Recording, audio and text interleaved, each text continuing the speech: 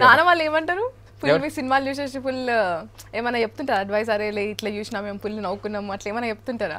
Mummy చెప్తుంటుంది.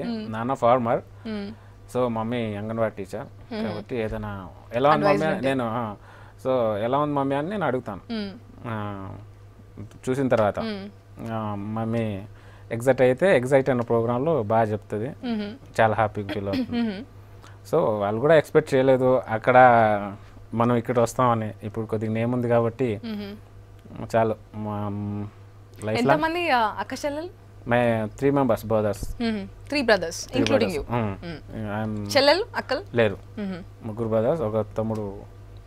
So అందరికి మీలాగా ఏమంటారు సెన్స్ ఆఫ్ హ్యూమర్ వచ్చిందా? తమ్ముడు ఇంటి దగ్గర ఉంటాడు, ఫాదర్ చేతి కింద ఫార్మర్.